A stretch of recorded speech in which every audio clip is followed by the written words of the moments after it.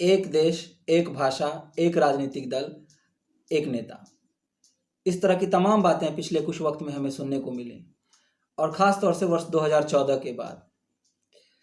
विविधता में एकता, ये एक ऐसी चीज़ है जिसे हम बचपन से पढ़ते आ रहे हैं, सुनते आ रहे हैं। ये कहा जाता है, ये सिखाया जाता है कि भारत की विविधता में ही उसकी शक्ति छिपी हुई है। इस वक्त जब हम कोरोना वायरस के संकट से पूरा देश लड़ रहा है, कोविड-19 से हम लड़ रहे हैं, हम यह देख रहे हैं कि भारत में जो अलग अलग राज्यों की सरकार है, ये सरकारें कहीं अधिक बेहतर सोच पा रही हैं, कर पा रही हैं जनता के हित में केंद्र सरकार की तुलना में, यानी भारत सरकार की तुलना में। क्यों ये फ़र्क है? क्यों इस वक्त राज्य की सरकारें बेहतर परफॉर्म कर रही हैं केंद्र सरकार की तुलना में? इसकी वजह दोस्तों ये है कि राज्य की जो सरकारें होती हैं, ये अपनी जनसंख्या को, अपनी संस्कृति को, अपनी क्षेत्रीय अस्मिता से ज़्यादा अच्छे तरीके से वाकिफ़ होते हैं। वो उनकी समस्याओं, उनकी चुनौतियों, अपने राज्य की जो जनता है, उनकी समस्याओं, उनकी चुनौतियों से ज़्यादा अच्छे से वाकिफ़ होते हैं। और इस वक्त हम यह भी देख रहे हैं कि इन राज्यों की जनता दिल्ली में जो सरकार है, यानी भारत सरकार है, उससे कहीं अधिक निर्भर है अपने राज्य की सरकारों पर और कहीं अधिक भरोसा भी कर पा रही है। जनता इस वक्त राज्य की सरकारों पर अधिक निर्भर कर रही है और अधिक भरोसा भी कर रही है। पर ऐसा क्यों है? ऐसा इस वजह से भी है दोस्तों, क्योंकि राज्य की जो सरकारें होती हैं, वहाँ क्षेत्रों में, हर क्षेत्र में, यानी रीजनलिज्म के संदर्भ में जिसे हम समझते हैं, तो वहाँ के अपने पॉलिटिकल नेसेसिटीज़ होते हैं, पॉलिटिकल कंपल्शंस होते हैं और इस वजह से, यानी राजनीतिक अनिवार्यताएं होती हैं।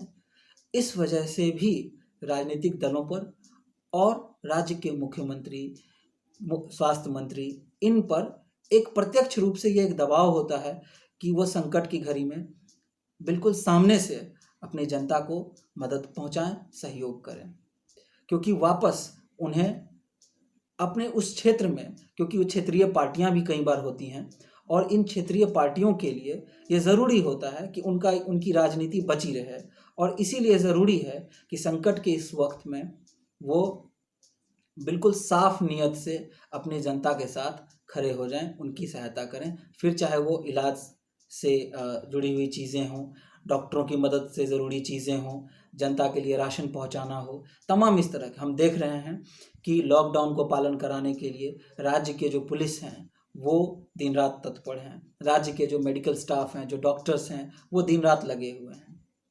यानी कि राज्य की सरकारें इस वक्त केंद्र सरकार से, भारत सरकार से कहीं बेहतर परफॉर्म कर रही हैं। इसकी वजह एक ये भी है कि हमने पिछले कुछ वक्त में देखा कि राज्यों में चुनाव हुए, किसी एक राजनीतिक दल को बहुमत मिली, लेकिन इसके बाद विधायकों को जोड़ तोड़ करके एक पार्टी से दूसरी पार्टी में लाया गया।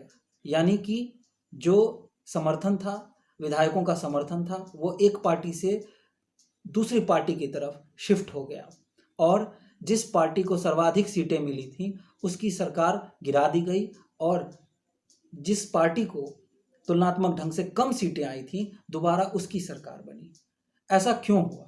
ऐसा इसलिए हुआ दोस्तों, क्योंकि कहीं ना कहीं से, इसका मतलब है कि कहीं ना कहीं से कोई ना कोई पूरी सत्ता और शक्ति को अपने हाथों में लेना चाहता था, जिसे हम पावर को हेजेमनाइज करने के संदर्भ में समझते हैं। पूरी शक्ति को एक जगह केंद्रीकृत करने की कोशिश की जा रही थी। हमारे संविधान में फेडरलिज्म की जो अवधारणा है, जो संघवाद की जो अवधारणा है, कॉन्सेप्ट है, वो इसी वजह से लाई गई ताकि devolution of power and economy को लागू किया जा सके।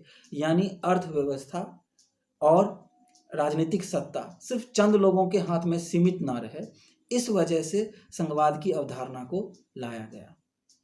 आप ये कह सकते हैं कि हेल्थ जो है वो राज्यों का विषय है, यानी कि संविधान में जो अलग अलग सूचियां बनी हुई हैं जिस पर भी राज्यों को और केंद्र सरकार को कानून बनाने का अधिकार भी होता है, जिसे हम सेंट्रल लिस्ट और स्टेट लिस्ट और कंकरेंट लिस्ट भी कहते हैं। राज्यों की सूची, केंद्र की सूची और समवर्ती सूची के संदर्भ में भी समझते हैं।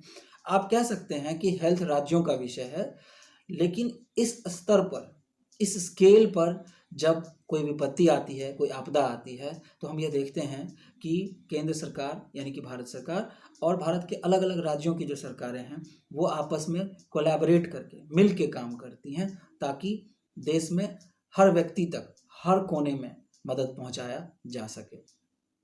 लेकिन जब सत्ता के विकेंद्रीकरण की अवधारणा को समाप्त कर दिया जाएगा और सिर्फ चंद लोगों के हाथ में पूरी शक्ति निहित हो जाएगी, यानी पावर को पूरी तरह से हेजेमोनाइज कर लिया जाएगा, तो भारत की जो विविधता में एकता, ये जो हमारी शक्ति है, ये हमसे छीन ली जाएगी। इसलिए इस संकट की घड़ी में जो राज्यों का जो बेहतरीन काम है, हमारे सामने उदाहरण के लिए केरल की सरकार है, हमारे सामने दिल्ली की सरकार है, इन्होंने बेहतरीन प्लान्स लेकर के आए और ज़मीनी स्तर पर इसको लागू करने की कोशिश भी की है। तो इस संकट की घड़ी से हमें ये सीखने की ज़रूरत है कि अगली बार जब हमसे यह कहा जाएगा कि भारत की एकता के लिए, अखंडता के लिए और भारत एक मजबूत देश बने, इसके लिए यह ज़रूरी है कि केंद्र में भी और राज्यों में भी एक ही पार्टी की सरकार हो, तो हम इस बात को हमेशा याद रखें। इस संकट की घड़ी को हम ज़रूर एक बार याद करें कि कैसे संकट की घड़ी में राज्य की सरकारों ने केंद्र सरकार से कहीं बेहतर सोचा और लोगों के हित में काम किया। यानी विविधता में एकता ही, क्षेत्रीय अस्मिता, हर राज्य की अपनी संस्कृति, सभ्यता, वहाँ की जनसंख्या, यही भारत की पहचान है, यही हमारी ताकत है। धन्यवाद।